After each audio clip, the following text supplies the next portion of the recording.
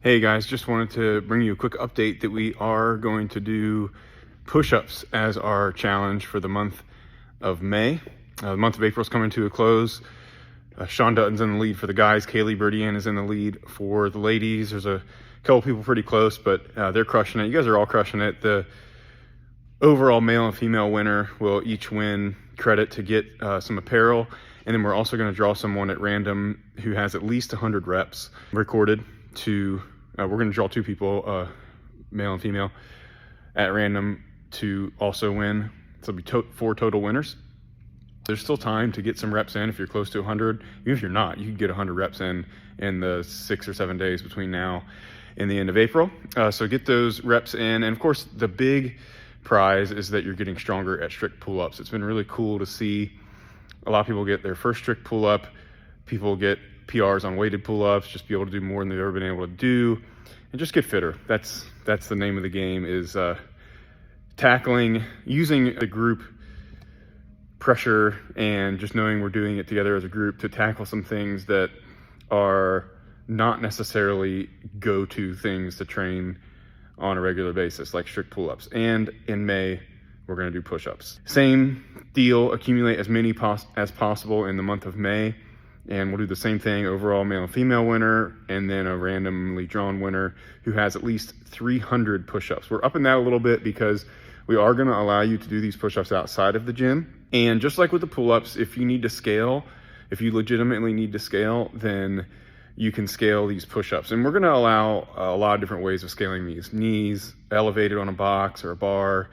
And I'll even record a video showing several other ways to scale push-ups, but you can count it all as long as it's a legitimate way to train, which, if similar to pull-ups, if you have 1 or 2 push-ups, but much more than that, and you just start failing reps, then doing some assisted or scaled push-ups is a great way to build some strength and capacity for more push-ups. If you're someone who has, let's say at any time you can drop down and do more than 5 push-ups, then maybe a little bit of some scaled push-ups here and there to get some extra volume, but you should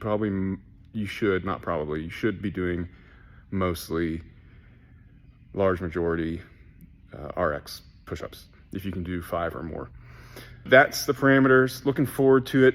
And there is one more bonus challenge the month of May, and it is a nutrition component.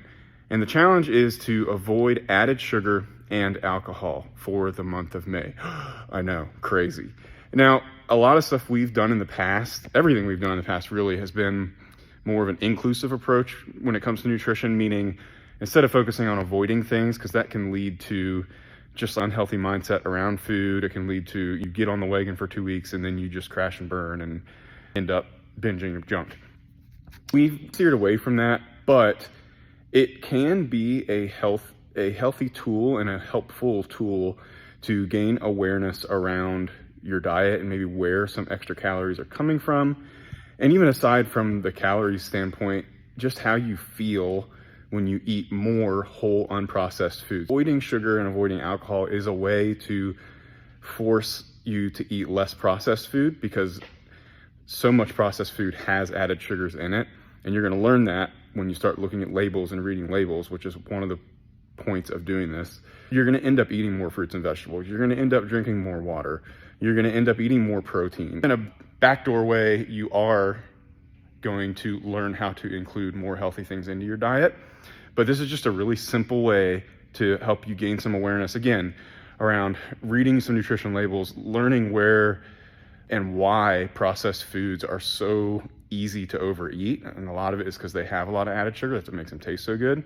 By processed foods, I just mean anything that comes in a package and has more than one ingredient, really. It doesn't all have added sugar, but a lot of it does. It's an easy thing to start with when it comes to eating more whole unprocessed foods and better quality food.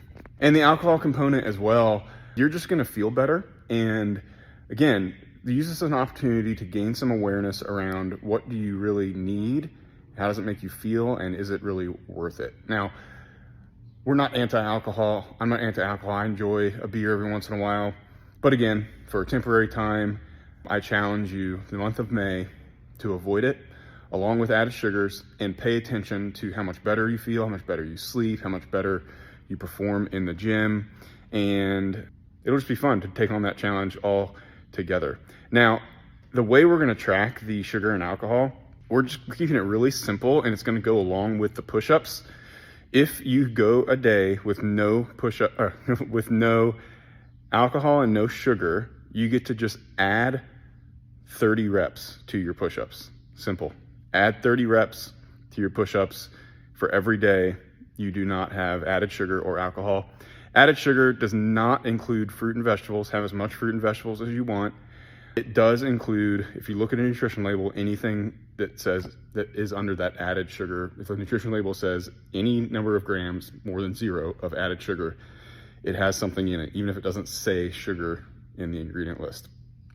Corn syrup, there's lots of other things too. I'll do a separate video diving into some of that, as well as some of the push-up standards. We've talked about it a lot in class. Just keep them full range of motion, chest to the ground, full elbow extension, no worming.